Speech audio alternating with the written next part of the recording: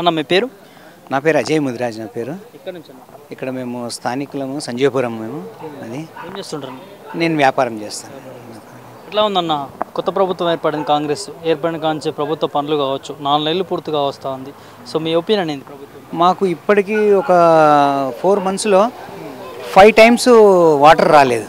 3 days అక్కడ పోతే ట్యాంకర్లు అనేది లేవని చెప్పారు. ఏదైనా కమర్షియల్ ట్యాంకర్ కూడా 3 or 4 days అదొకటి సఫర్ అవుతున్నాము. ఇప్పుడు ఈ కరెంటు కూడా మధ్యలో అంటే ఒక 15 minutes 20 minutes విపరీతమైన ఎండ. దీనివల్ల కూడా గత ప్రభుత్వంలోనేమో సెకండ్ కూడా పోయేది కాదు. ఇప్పుడు ప్రాబ్లం ఏందనే తెలియదు కానీ కరెంటు పోతుంది. ఇప్పుడు వీళ్ళు చేసేవి అన్నీ ఈ పార్టీలో నుంచి వచ్చి ఆ పార్టీలో నుంచి వచ్చి అభివృద్ధి అనేది కనిపించకుండా మాత్రం రాజకీయమే నడుస్తుంది. గతానికి ఇప్పటికి పోల్చుకుంటే మాత్రం చాలా తేడా ఉంది. దాన్ని ఎలా ఏం చేస్తారనేది ఎవరికి తెలియదు.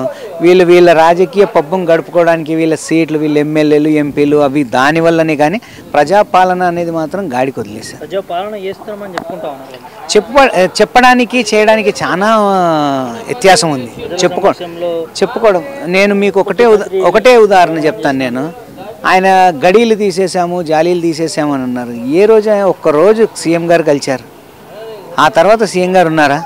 ఆ సీఎం గారికి ఏదైతే కంప్లైంట్ ఇస్తున్నారో అక్కడ ఏదైతే ఇంప్లిమెంట్ అవుతుందో ఈ రోజు వరకు కూడా అది ఏది కూడా ఒకటి నెరవేరట్లేదు. అక్కడ ఇచ్చిన కంప్లైంట్స్ గురించి ఈరోజు నేను నిన్న మా పిల్లల్ని తీసుకొని వెళ్ళాను. మొన్న సాటర్డే రోజు వెమ్లవాడ ఆర్డినరీ బస్సెస్ లేవు, ఆధార్ కార్డులు పెట్టుకొని ఉన్నారు. నేను ఎక్స్ప్రెస్లో తీసుకెళ్ళి వెళ్ళాను. 260 rupees per head.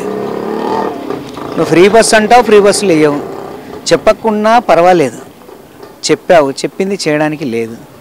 అలా చాలా ఇబ్బంది ఉంది. ఇప్పుడు ఇక్కడ ఏదైనా కానీ షవరేజ్, ఇప్పుడు డ్రైనేజ్, ఇంతకుముందుకు డ్రైనేజ్ సమస్యకు ఫోన్ చేస్తే కానీ కంప్లైంట్ ఇస్తే ఈరోజు చేస్తే రేపు వచ్చేవాళ్ళు. ఈరోజు 3 రోజులు 4 రోజులు.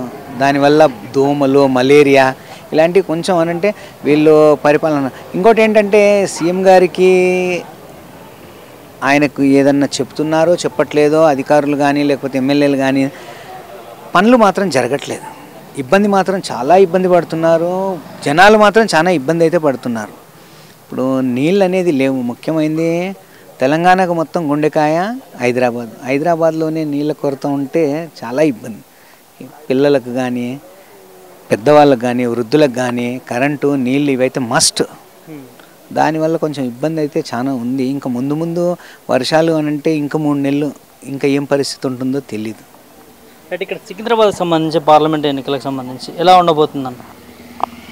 మేమైతే ఏ రాత్రి పోయినా ఏం పోయినా కానీ పజ్జన్న అంటే మాకు వాళ్ళ కుమారులే కానీ వాళ్ళు కానీ ఏ విషయంలోనైనా కానీ అన్నిటికీ సహకరించేవాళ్ళు. వాళ్ళు ఈసారి అయితే నిర్ణయించుకున్నాము పద్మారావు గారికి. ఎందుకు? అందుబాటులో ఉండే వ్యక్తి. గతంలో ఇప్పుడు కిషన్ రెడ్డి గారు మేము ఇక్కడ ఉన్నాము, అందరు కూడా చేశారు. ఆయన వచ్చి సమస్యలు తెలుసుకోవడం కన్నా కనీసం మా ఏరియా తిరిగింది కూడా లేదు. ఆయన తిరిగింది కూడా లేదు. ఇక మీకు ఇంకో కాంగ్రెస్ ఆయన మొన్నటిదాకా టీఆర్ఎస్లోనే ఉండే, ఇక ఇప్పుడు మళ్ళీ కాంగ్రెస్కి వచ్చి ఇక కాంగ్రెస్ అని అంటే ఇక ఆయనదైతే కాదు. కానీ 20 ఏళ్ళ నుంచి మేము ఈయన గెలిపిస్తున్నాము. ఇప్పుడు ఎంపీగా కూడా గెలిపిస్తాం. అంతే చేస్తాడని నమ్మకం ఉందా? డెవలప్మెంట్ 100% ఉంది. చేశాడు కాబట్టే. ఇప్పుడు చేస్తాడు అనేది కాదు, చేసిండు కాబట్టే మేము 100%. ఒకవైపు అసలు బీఆర్ఎస్ పార్టీ పని అయిపోయింది, ఒక్క సీటు కూడా రాని నేపథ్యం కనిపిస్తూ ఉందని చెప్పి అధికార పార్టీ చెప్తా ఉన్నారు. ఆ విషయం మీరు నమ్ముతున్నారా? మీరు చెప్పండి. మీరు చెప్పండి. నేను ఎందుకనంటే నేను చాలా సంవత్సరాలు చూశాను. ఎండాకాలం వచ్చేటప్పటికి ఇన్వర్టర్లు కానీ అవి ఇవి అని. ఈ 10 సంవత్సరాలలో ఇన్వర్టర్స్ అన్నీ పోయాయి, జనరేటర్స్ అన్నీ పోయాయి. మళ్ళీ 4 నెలల్లో జనరేటర్స్ వచ్చాయి, ఇన్వర్టర్స్ వచ్చాయి. నేను కూడా ఇన్వర్టర్ పెట్టించుకోవాలని అనుకుంటున్నాను. ఎందుకంటే చెప్పలేను సమస్యలు ఎట్లా వస్తాయి.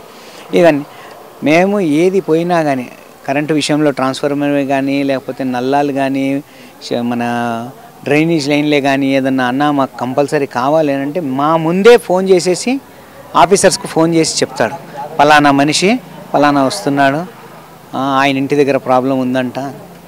ఆయన మేమైతే లీడర్ అని అనుకోము, ఈజ్ ద ఫ్యామిలీ మెంబర్. ఓవరాల్గా అంటే రేవంత్ రెడ్డి వర్సెస్ కేసీఆర్ గారు, అంటే మాజీ ముఖ్యమంత్రి వర్సెస్ ఇప్పుడు ప్రస్తుత ముఖ్యమంత్రి చూస్తే ఎవరి పరిపాలన ఎట్లా ఉందన్న? అంటే వాస్తవాలు చెప్పుకోవాలంటే వీళ్ళు 4 నెలలే అయింది. 4 నెలల్లో ఇలా పరిస్థితి ఉంది.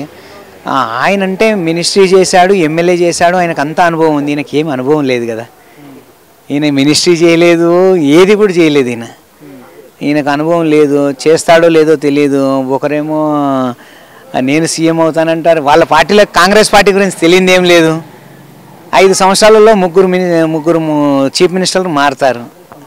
ఇప్పుడు ఎలక్షన్లు ఉంది కాబట్టి వాళ్ళు 4 నెలల్లో ఇది అదే అని అంటున్నారు. ఎలక్షన్ తర్వాత పరిస్థితులు ఎట్లా ఉంటాయో తెలియదు. అంటే ఎలక్షన్ తర్వాత కాంగ్రెస్ పార్టీ అధికారం నుంచి పోతుంది అని చాలా మాటలు వింటా ఉన్నాం మనం. చాలా మాటలు అంటే పబ్లిక్ విసుకొచ్చేసేసిందండి. ఈ ఛాలెంజ్ అనేసి పెట్టాను నేను, మొన్న పార్కింగ్ చేశాను.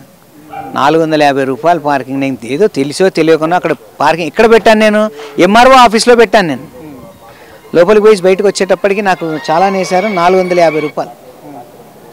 గత ప్రభుత్వంలో లేదు, 135 రూపాయలే చాలాన్. 450 రూపాయలు ఈ చాలాన్.